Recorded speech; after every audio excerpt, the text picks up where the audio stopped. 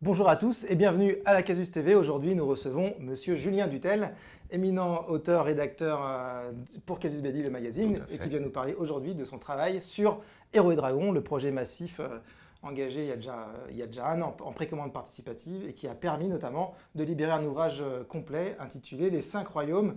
C'est de ça dont on va parler aujourd'hui. Julien, comment ça a commencé les 5 Royaumes? Alors, les 5 royaumes, ça a commencé en fait dans le magazine Casus Belli, Casus Belli numéro 12. On m'avait demandé d'écrire un scénario pour Pathfinder et DD5 à l'époque. Qui venait de sortir Qui en version venait américaine. Tout juste de sortir, il était sorti 2 mois avant, je crois. On avait fait un scénar, c'était Laurent Quégron, Ouais. Bernasconi qui s'en était chargé, puis j'en avais fait un derrière. Et voilà, j'ai créé un petit scénario dans un petit contexte un peu humano-centré, parce que c'est mon truc. Et puis j'ai commencé à le faire jouer. Donc pour mes joueurs, j'ai développé un bout d'univers, puis un univers tout entier, que j'ai écrit intégralement pour Casus en me disant ça va servir peut-être un de ces jours. Une petite trentaine de pages, c'était pas très abouti, parce que c'était pour le magazine, donc je pouvais pas y mettre vraiment de détails, mais en tout cas voilà, j'avais écrit un petit truc. Et du coup, alors, donc après ce scénario-là, dans le magazine, il y a d'autres choses qui sont parues sur les travaux que tu avais faits? Et bah, du coup, il y a eu, je crois, 2 numéros après, un autre scénario, Ouais. quelque chose de pourri. Et puis, accompagnant le scénario, une petite aide de jeu sur une cité, la cité dans laquelle s'est passée Sangre-Pierre, l'aventure, hein, je crois. Sangre-Pierre. Ouais.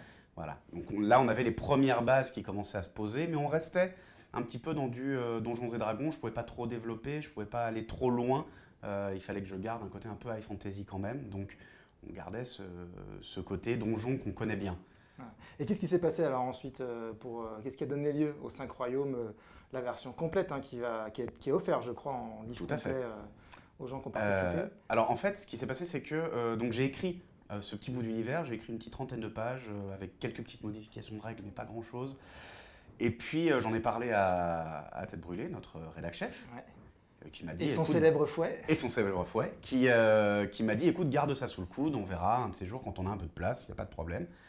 Et là arrive la précommande participative d'Héros et Dragons Alors pour Héros et Dragons, on peut en parler. Tu as travaillé donc avec Laurent notamment et puis Thomas Robert, je crois, pas mal sur la partie règles, donc tu étais investi Tout à fait. à ce niveau-là. J'étais investi sur toute la partie création de personnages en fait. Mm. J'ai plutôt participé à tout ce qui était historique. Et puis après, toutes les Tu parles des discussions, historiques des personnages, les backgrounds, ouais, ouais. l'aspect technique, ce qui s'appelle historique. Ouais. Voilà, j'ai participé un petit peu aussi à tout ce qui était race, classe, etc. Et puis aussi au guide du maître, puisque j'ai toute une partie sur le guide du maître. Et donc tu es là-dessus et Tête Brûlée t'appelle, la précommande participative Héros et Dragons cartonne et il te demande si cet univers pourrait pas être un peu développé et fournir une sorte d'ouvrage complet offert dans la PP. Tout à fait. En fait, ce qu'il voulait au départ, c'était que j'utilise l'univers que j'avais écrit, que je l'étende un petit peu et que je réutilise et que j'étende les scénarios que j'avais écrits Dans le pour magazine. Casus. Voilà, donc on reprenait les 2 premiers scénarios. Moi, j'étais en train à ce moment-là d'en écrire un troisième, que je faisais jouer à mes joueurs aussi. Et puis, on s'est dit, bon, c'est une bonne idée, on va se faire un univers avec une mini-campagne sur 6 niveaux quand même, donc c'est une jolie campagne. Ouais. Mais du coup, il a fallu que j'écrive aussi l'avant, c'est-à-dire que le premier scénario commençait au niveau 3. Ouais. Donc je me suis dit, je vais écrire ce qui amène les joueurs au niveau 3. Et en fait, ça m'a demandé de restructurer intégralement toute la campagne. D'accord. Tu as du tout réécrire en fait. Hein, J'ai utilisé la base de ce que j'avais écrit et ensuite j'ai tout réécrit d'abord pour que ça m'amène vraiment sur 6 niveaux et ensuite pour que ça rentre dans la nouvelle version de l'univers aussi. Puisque comme j'avais un ouvrage à moi tout seul, eh ben, j'ai pu pousser l'univers et tout ce que je voulais faire vraiment tout au bout. Ouais, parce que ce qu'il faut que les gens savent, c'est que dans les 5 royaumes, il n'y a pas seulement de la campagne et du setting, il y a aussi des règles, parce qu'en recentrant ton univers sur les êtres humains et en étant dans un type d'univers low fantasy, comme on dit, avec moins de magie, tu as aussi proposé des règles très différentes qui prennent en compte tout ça. J'ai proposé une reconstruction des points de vie pour avoir des blessures plus rapides et plus mortelles. Voilà, j'ai proposé des nouvelles versions de certaines classes. Toutes les classes qui étaient un peu semi-magiques. Voilà, le rôdeur, le barde ont une toute nouvelle version complètement sans magie. J'ai créé un nouveau druide qui ressemble beaucoup plus, parce qu'il est plus dans l'ambiance du coup des 5 royaumes, qui ressemble plus au druide de Borman, d'Excalibur. Voilà, j'ai un peu tout revu de manière à ce que, en fait, on n'ait plus un seul magicien, ni clerc, ni paladin dans le groupe. D'accord. Voilà. Donc ça peut intéresser des gens qui aiment bien les univers low fantasy. Il y en reste quand même pas mal, hein, même qui jouent avec des systèmes à Donjons et Dragons. Et du coup, sur le setting à proprement parler, tu as pu donc tout remanier aussi. Tu peux nous en parler un peu plus d'ailleurs de tes inspi, etc. L'inspiration première du setting, en fait, c'est l'Europe du Haut Moyen-Âge. Donc on est entre le 5e et le 8e siècle, après la chute de l'Empire romain. Et avec un côté très celtique nordique. Voilà. On est sur ce genre d'ambiance-là. Donc déjà, on est dans même un Moyen-Âge pas très moderne,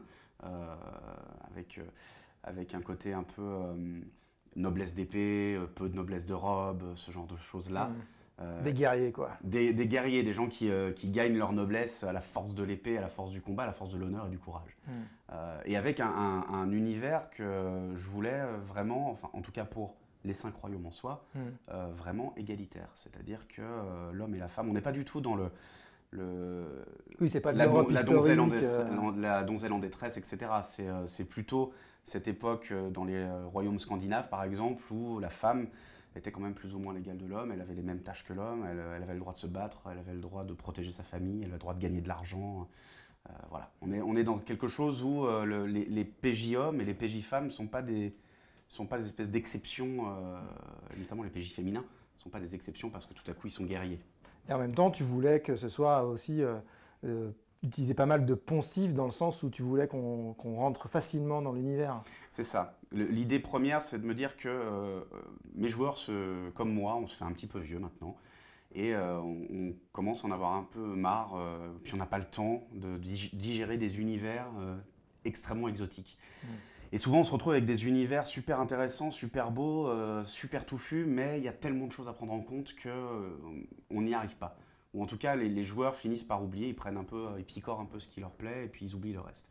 Donc je me suis dit, je vais partir d'un univers qui semble relativement commun. Donc voilà, je suis dans l'Europe du Nord, je suis au Moyen-Âge, j'ai une structure politique qui ressemble un petit peu à l'Irlande antique. C'est plusieurs royaumes avec un roi, un haut roi en fait, mais qui n'est pas vraiment une figure d'autorité, qui est plus une figure de diplomatie, qui est plus là pour gérer les conflits que vraiment diriger des royaumes, avec des druides, avec des fées qui ont presque disparu, qui se sont toutes repliées dans le Cid, dans une autre dimension en fait, avec la magie qui disparaît petit à petit, ce côté un petit peu nostalgique, où l'ancien monde se fait bouffer par le nouveau, et puis au sud, ce terrible empire qui arrive, qui se dit héritier de l'ancien empire et qui lui a son dieu unique, qu'il cherche à imposer.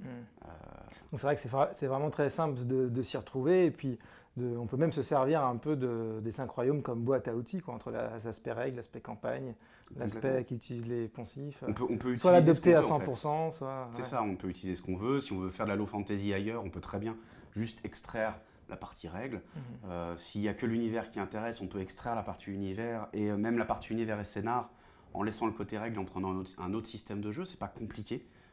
Ça s'adapte facilement. Enfin voilà, on prend un petit peu ce qu'on veut. Moi, j'ai essayé de faire en sorte qu'on puisse picorer, prendre ce qui nous plaît. La campagne est retravaillée pour aller dans le côté low fantasy aussi. C'est-à-dire qu'elle avait un côté un peu high fantasy. Tu as revu des bouts entiers. Voilà, j'ai revu des bouts pour que ça se justifie dans cet univers-là où la magie existe quand même. Elle n'est pas inexistante, mais elle existe avec des rituels long, difficile, dangereux, corrupteur. Voilà, c'est un aspect des D4 que tu avais bien aimé, ça, non? C'est un aspect des D4 et c'est un aspect des arcanes exhumés de la 3.5 en fait.